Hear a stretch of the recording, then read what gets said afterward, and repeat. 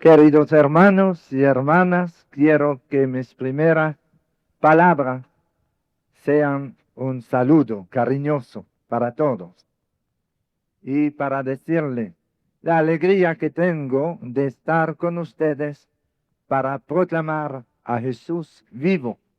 Un día yo estaba predicando en una isla de las Antillas, en la Martinique, y el sacerdote que me presentaba a la multitud que estaba reunida para un ministerio de sanación, me preguntó: Padre, ¿cómo puedo presentarlo a usted? Él no me conocía. ¿Qué puedo decir de usted? Y yo le dije: dígale a la gente que yo soy el sacerdote más feliz del mundo. Y él dijo: les presento al sacerdote más feliz del mundo. Y estoy feliz porque encontré a Jesús y descubrí que Jesús está vivo. Lo sabía, pero no lo había experimentado en mi vida. Hasta que un día el Señor quiso manifestar su presencia viva en mi vida, sanándome de una enfermedad muy grave, de tuberculosis pulmonar aguda, a través de la oración de 5 carismáticos seglares que fueron a orar por mí en el hospital. Y a partir de este encuentro con Jesús, que sana, como que mi vida ha ido cambiando. Yo sabía que Jesús está vivo, lo había predicado, y ya tenía 17 años de sacerdote. Había predicado muchas veces sobre este tema, pero pude hacer la experiencia personal de esta presencia viva de Jesús en mi propia carne. Y a partir de ese momento, hermanos, yo comencé a descubrir la importancia del ministerio de sanación en la vida cristiana, en la iglesia. Y este es el tema de nuestro encuentro. Jesús está vivo. Vamos a ver cómo Jesús manifiesta su presencia viva entre nosotros de muchas maneras, pero también sanando a los enfermos. El ministerio de sanación significa que tomamos la encarnación en serio. La encarnación significa que Dios está aquí. No solamente Dios está con el hombre, pero Dios se ha hecho hombre. La encarnación es sencillamente Jesús entregándose. Y estamos administrando amor a los que sufren.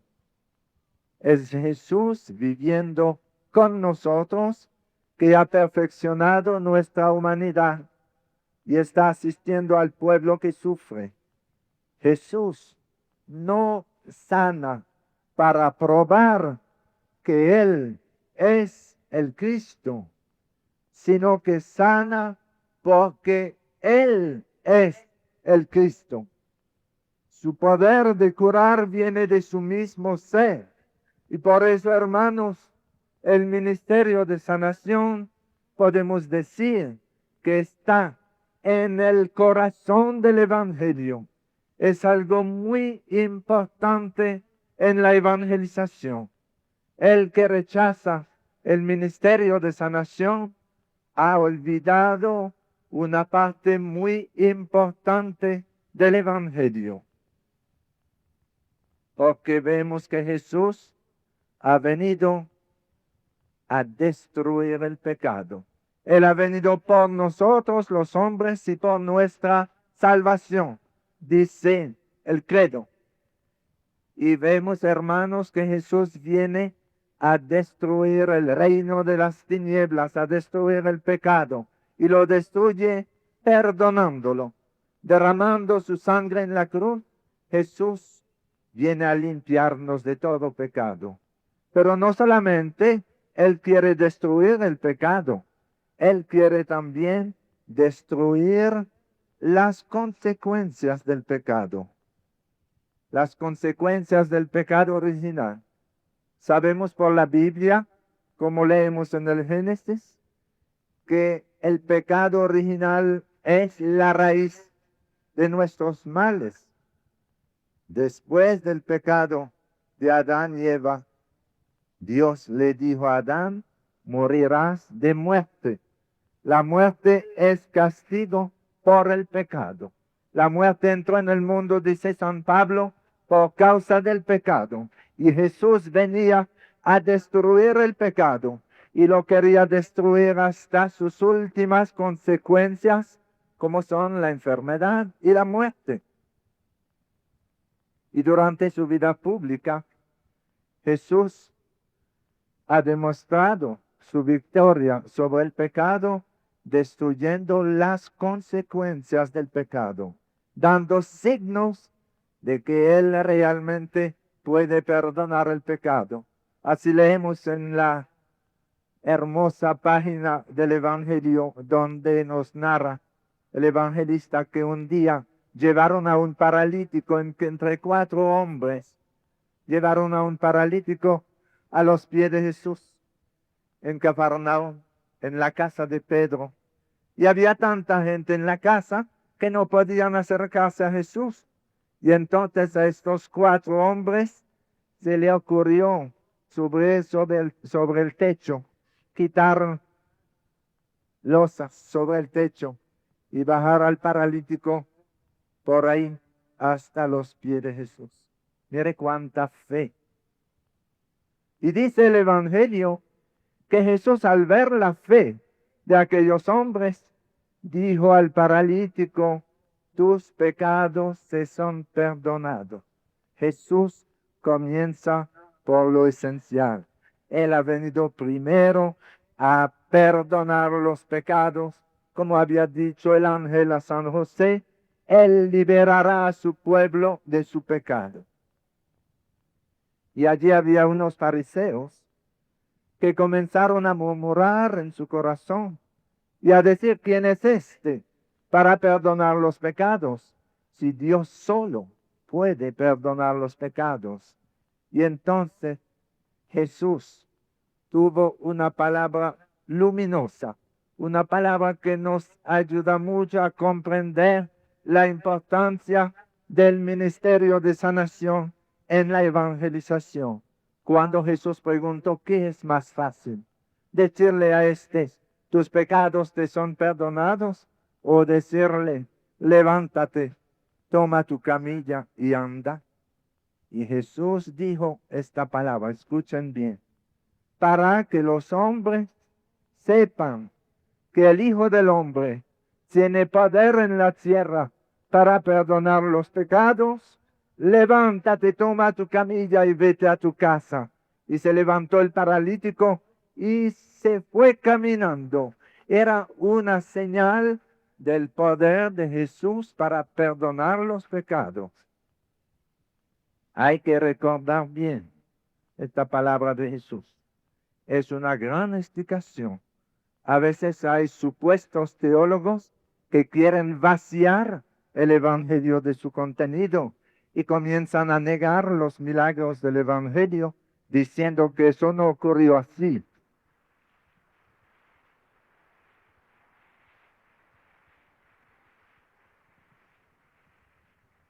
Y hay una crisis en la fe por unas afirmaciones muy tristes que confunden mucho a la gente. Y entonces, porque Jesús está vivo, Él vuelve hoy a dar los mismos signos. Si no creemos que las curaciones del Evangelio son verdad, Jesús viene a decir a su pueblo, ahora te voy a dar hoy un signo para que tú veas con tus ojos. Como vimos la semana pasada en Montería, en el encuentro, en el estadio donde había más de 10,000 personas y durante la oración por los enfermos. El Señor comenzó a sanar enfermos a la vista de todos y allí había una religiosa que tenía 27 años en silla de rueda y que la habían llevado con mucha fe las hermanas del colegio. Y en la oración de sanación, el Señor me dio una palabra de conocimiento que Él estaba sanando a alguien que sufría de parálisis. Y comenzamos a buscar quién se está sanando, que se levante. Y se levantó la religiosa y comenzó a caminar a la vista de todos y llegó hasta el micrófono dando su testimonio. Y ella dijo por el micrófono que tenía 27 años, que no podía caminar sola, que las compañeras la tenían que acompañar, una de cada lado para ayudarla a avanzar. Y entonces el Señor Jesús, porque está vivo y porque Él es la plenitud de la vida y porque Él puede sanar toda clase de enfermedad, lo hizo en el encuentro. Y había tanta alegría en el gozo, en el encuentro, digo, cuando se vio la religiosa caminando, que pasó lo que pasó en el Evangelio, que todos alababan al Señor. Y esto es lo que Jesús hace, da signos de su presencia viva en su iglesia. Y al otro día, en el colegio de las hermanas, las religiosas han dado vacaciones a todas las alumnas para celebrar la sanación de la madre, que tenía 27 años en silla de ruedas y ahora está caminando. Entonces, si alguien le dice que no es verdad, que había curaciones en el Evangelio, díganle, si tú no crees en el Evangelio, venga a ver la verdad. Hoy Jesús está vivo y hoy sigue sanando cojos y sordos y canterosos y ciegos y toda clase de sanación hace Jesús. Y a través de estas sanaciones, Él vuelve a decir a su pueblo lo que dijo a los fariseos, para que los hombres sepan que el Hijo del Hombre tiene poder en la tierra para perdonar los pecados. Levántate y camina. Y cuánta alegría nos da, hermanos, descubrir que Jesús está renovando la fe de su pueblo hoy a través de signos y de prodigios que vienen a dar credibilidad a su palabra. Qué suerte la nuestra vivir este tiempo en que el Señor está renovando las maravillas del Pentecostés. Este ministerio de sanación que se está renovando hoy en el mundo entero entra en esta corriente de gracia que se llama la renovación carismática. El poder del Espíritu Santo se manifiesta de muchas maneras. Y el Espíritu Santo está renovando los carismas en la iglesia de hoy para la construcción de la comunidad cristiana, para la edificación del cuerpo de Cristo. Y uno de los carismas que se está renovando es el ministerio, es el carisma de sanación, que reciben muchas personas en el mundo. Y no es privilegio de uno o dos, ustedes lo saben. El Señor actúa sanando enfermos en la oración comunitaria, en los grupos de oración, en la oración personal. El Señor sana a través de una oración a María Santísima y ella intercede por nosotros, como lo hizo en Cana de Galilea, cuando dijo a Jesús, no tienen más vino. Y cuando le pedimos a María y ella le dice a Jesús, mira, no tiene más salud. Y así como Jesús cambió el agua en vino, Él cambia la enfermedad en salud por la intercesión de María. Y también el Señor sana a través de los sacramentos, que son fuente de gracia y de vida abundante. El Señor sana a través del sacramento de la Eucaristía, que es realmente un momento privilegiado, y de esto le hablaré en la homilía de esta noche. El Señor sana a través del sacramento de los enfermos. Él sana a través del sacramento de la reconciliación. Yo me recuerdo que un día en un retiro, una madre de familia nos llevó a su hija, que tenía un problema muy serio, que se desmayaba varias veces a la semana. Y los médicos de Santo Domingo hicieron todos los esfuerzos para descubrir la causa de su enfermedad y no la descubrían. Pensaban que era epilepsia, pero cuando la examinaron, vieron que no había huella de epilepsia. Incluso la familia la llevó a unos psicólogos, a unos psiquiatras, y nadie podía dar con la causa de su problema. Y la mamá, desesperada, fue a un retiro que teníamos a presentar a su hija pidiendo oración por la hija. Una hija de 19 años, universitaria, que había tenido que dejar la universidad desde hacía 4 meses por su problema de desmayos frecuentes.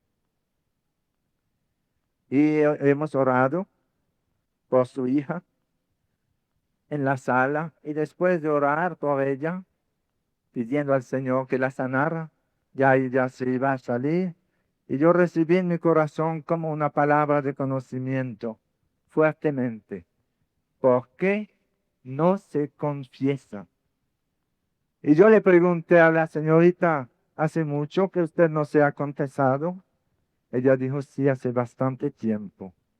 Y le dije, ¿por qué usted no se aprovecha esta visita para pedir la sanación del alma, no solamente la sanación del cuerpo?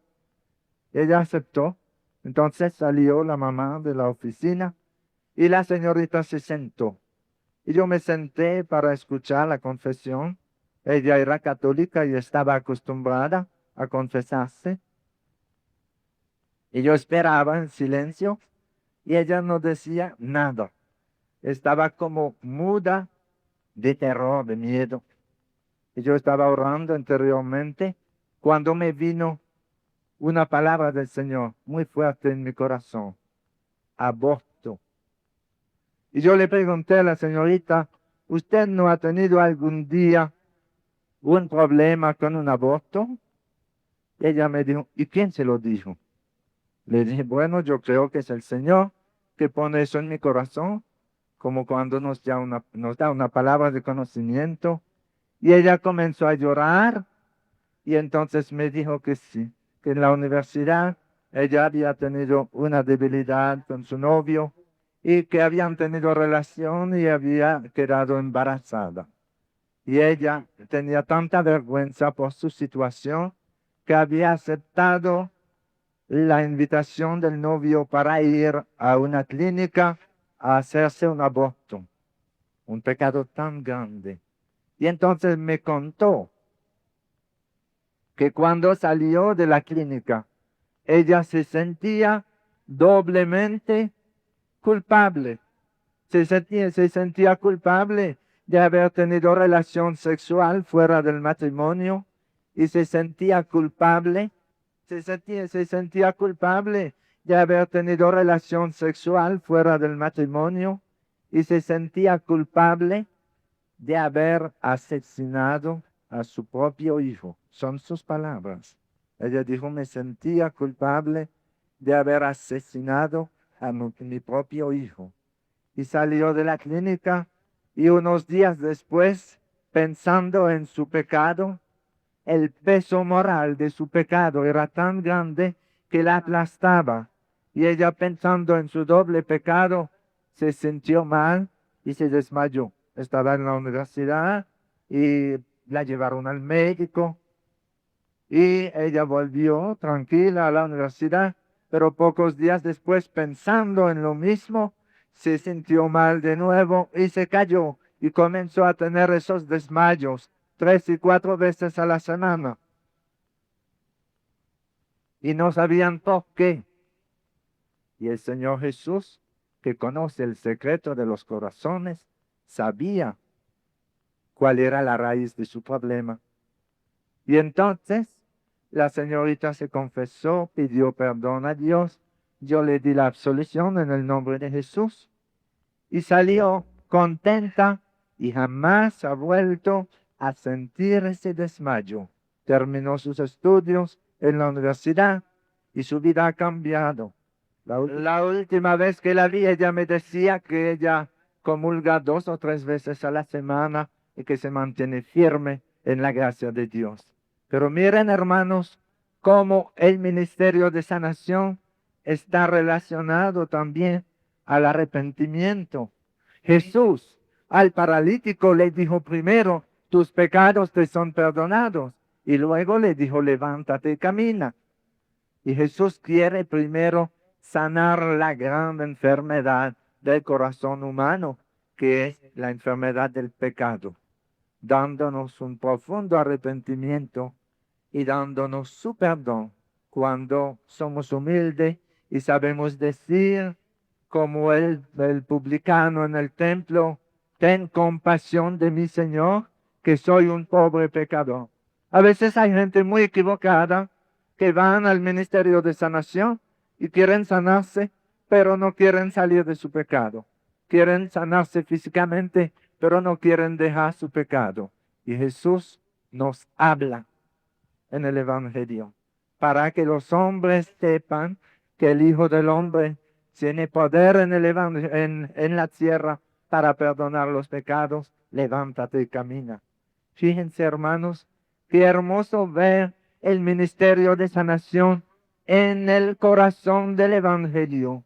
Algo muy importante en la evangelización.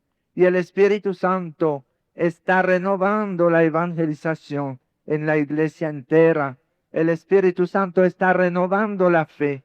Y uno de los carismas que está renovando con una profusión extraordinaria es el carisma de sanación que viene a acompañar la evangelización. Es uno de los signos que Jesús había prometido cuando nos manda a proclamar la buena nueva. Jesús dice, vayan por el mundo entero a proclamar la buena nueva a todas las naciones, como leemos en Marcos 16:15. Bautizándola en el nombre del Padre y del Hijo y del Espíritu Santo, dice Jesús. El que crea y se bautice se salvará, y el que no crea se condenará.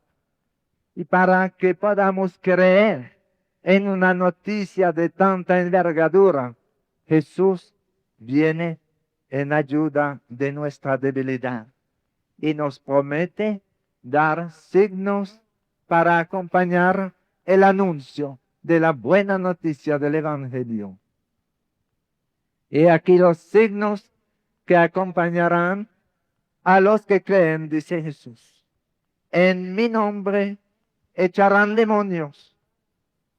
Y decir que hay teólogos que dicen hoy que no hay demonios. Y es la primera señal que Jesús nos da para dar credibilidad a su palabra. Él nos da su poder para echar demonios en su nombre, para liberar a su pueblo. Qué pena es ver cómo se falsifica a veces la enseñanza del Evangelio. Habrá una conferencia en la cual le hablaré de Jesús que libera al hombre y le daré testimonios concretos de liberaciones a través de un exorcismo litúrgico para que si hay alguien de ustedes que duda todavía de la existencia del demonio, que pueda ver a través de testimonios concretos que Jesús cumple su palabra cuando dice como primera señal, en mi nombre echarán demonios. Y luego dice, hablarán otras lenguas. Y el Espíritu Santo hoy está renovando el don de lengua en el mundo entero. Y es otra realidad.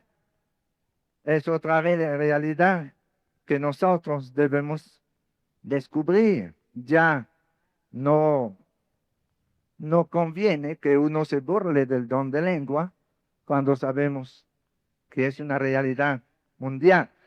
Al principio, cuando oíamos orar en lengua, nosotros, yo mismo me reía mucho de ellos, me burlaba, yo encontraba eso estúpido.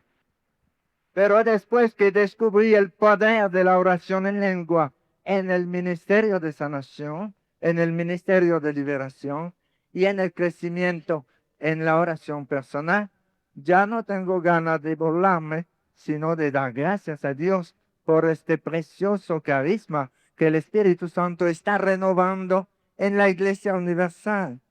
Me recuerdo que cuando nosotros comenzamos a acoger los carismas en Santo Domingo y a aceptarlos, había un sacerdote intelectual, muy intelectual, que porque no comprendía el don de lengua, se burlaba del don de lengua, como yo lo hacía antes de estar en la renovación.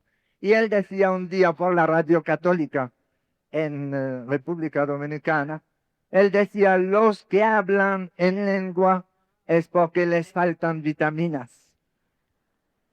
Y entonces nuestros campesinos no querían hablar en lengua porque tenían miedo a ser burlados. Yo tuve que dar la vuelta a los grupos de oración y decirle, sigan orando en lengua y vamos a probarle al Padre que no nos faltan vitaminas. Y seguimos orando en lengua. Y hoy hay más de 2000 grupos de oración carismática en la República Dominicana. Y no nos faltan vitaminas. Seguimos orando en el Espíritu. Y el Señor dice, en mi nombre impondrán las manos a los enfermos y estos quedarán curados. Otra señal que acompaña la evangelización y que es el tema de nuestro encuentro. Jesús sana hoy. Jesús sana hoy porque Él está vivo y Él es la plenitud de la vida. Él es la resurrección y la vida. Él es la salud de los enfermos.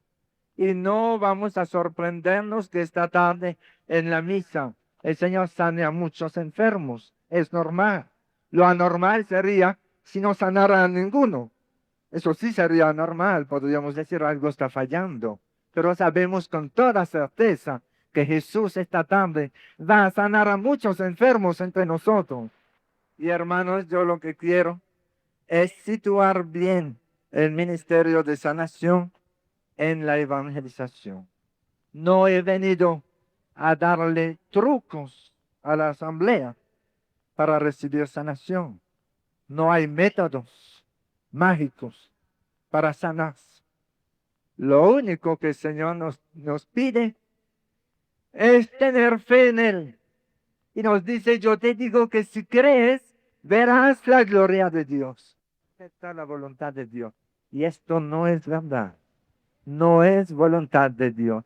Pero a veces Dios nos pide aceptar nuestro sufrimiento. Pero su voluntad no es la enfermedad, es la vida. Y se lo voy a probar. Si fuera voluntad de Dios, la enfermedad, si fuera la voluntad de Dios que uno esté enfermo, no tendríamos derecho ni a tomar una pastilla para quitarnos un dolor de cabeza, porque estuviéramos faltando a la voluntad de Dios. Si fuera voluntad de Dios, no tendríamos derecho a operarnos. Habría que aceptar la voluntad de Dios. ¿Se dan cuenta que no es voluntad de Dios?